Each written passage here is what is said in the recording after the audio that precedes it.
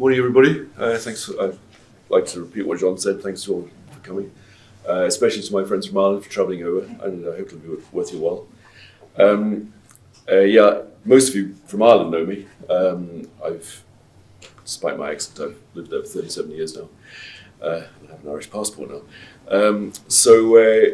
PEFC Ireland is a fraction of the size. I'm still only part-time at running PEFC Ireland, so we don't have anything like the same wealth of material that PEFC UK has, and I'm very reliant on the help from PEFC UK to keep us going. Sorry, can you hear me? You wouldn't mind speaking up? Sorry, John. Sorry, I'm saying that we're tiny, and I'm only part-time, but anyway, how do I move on? Just press the left button. The left button? Yeah. Oh, sorry, there we go. So, for those of you who aren't from Ireland, Irish forestry is, while it has its similarities to the UK, it's a very, very young industry. The great proportion of Irish forest is plantation, and there are some small areas of semi-natural, and the great proportion has been established over the last 100 odd years. At the turn of the last century, there was fractionally under 1% forest cover. And today we're at about 11%. The total area of forest is about 800,000 hectares. And the public to private ratio is now approximately 50-50.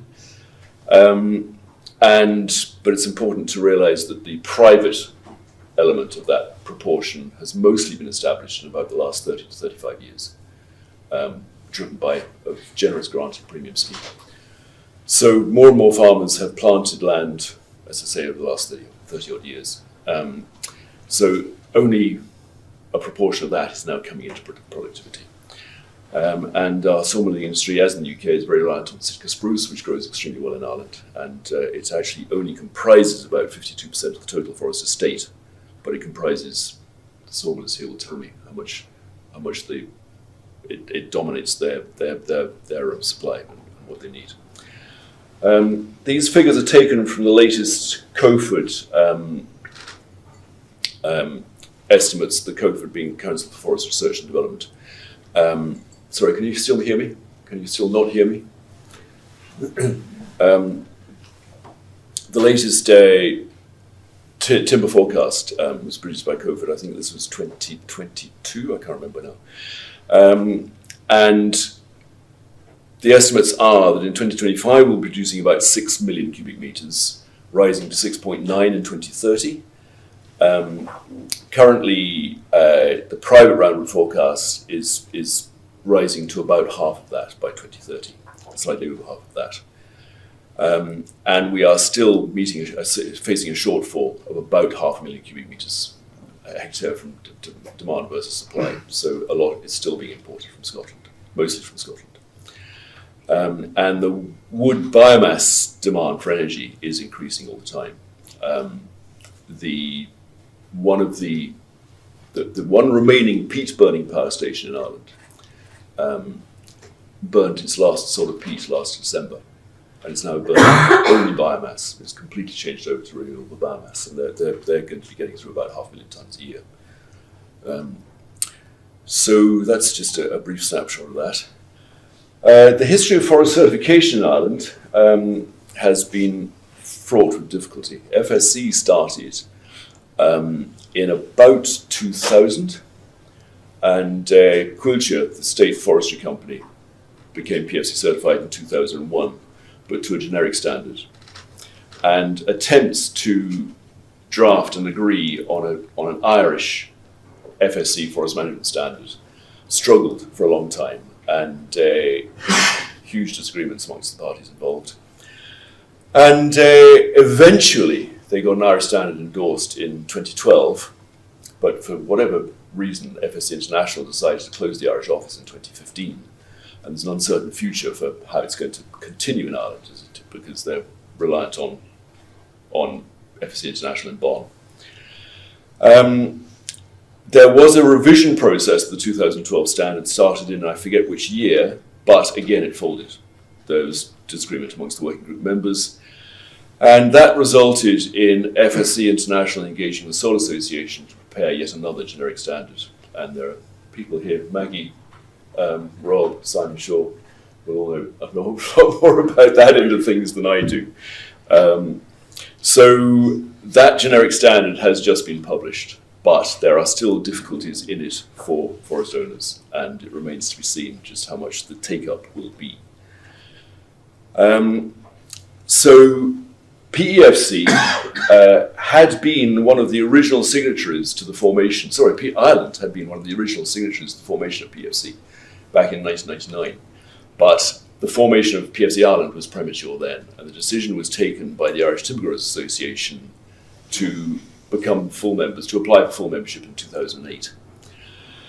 And for my sins, I was appointed as National Secretary then when we started, and I'm still here. And we started work pretty well immediately on developing a PEFC's Forest Management Standard for Ireland, which was completed at the end of 2010, and it was endorsed by PEFC International in 2011. And coincidentally, when PEFC Ireland first started forming a working group to establish our standard, the FSC process, which had been suspended to allow a cooling off period because of raised tempers, they got going again, and they actually got their standard endorsed, as I say, in 2012, so it was a few short months after us. There was a second version published in early 2014, which was just some minor amendments, it wasn't a full revision. And we started work on a full revision in February 2020. And that process is ongoing in that the standard, the final draft of the standard was submitted in 2022, but the assessment process has been tricky and it's ongoing, but at least the standard should be endorsed, we hope, by the end of 2024. So now the situation is, in terms of certified forest area, there are 4 forest management certificates which are dual. Quilcher, the Irish Forestry Unit, which is a pension fund, and 2 relatively small private owners groups, both of whom are represented here today, I'm glad to say. So the total dual certified area is just over 450,000 hectares. And then there are 3 more PEFC only certificates, totaling all of them investment funds. And again, Vion are represented here today, Darragh Little. So he can answer questions. One of their major clients has 4,000 hectares certified. So the total PEFC area exceeds the total PEFC area exceeds the total FSC area by 15,500 hectares. And I remain firmly convinced that that gap is only going to widen because of the difficulties, especially facing the private sector in getting FSC certification. So we have, as I say, 7 forest management certificates, of which 5 are individual and 2 are group schemes. Chain of custody, we now have 44. On John's slide, it was 39. That was slightly out of date. We're now at 44, and that's the breakdown of the industry breakdown. So it's dominated by wood traders, be they timber merchants, builder supplies merchants, wood flooring companies, etc. And then the print, paper and packaging sector is the second biggest, with 10. There was quite a spurt in joinery companies becoming certified a number of years ago, but that's stabilised now at 6. And 1 distillery, which is Irish Distillers, Jameson. So more and more of the Jameson whiskey you're going to be drinking is being matured in PEFC certified barrels, and their intention is to get it to 100%, but that's going to take a while.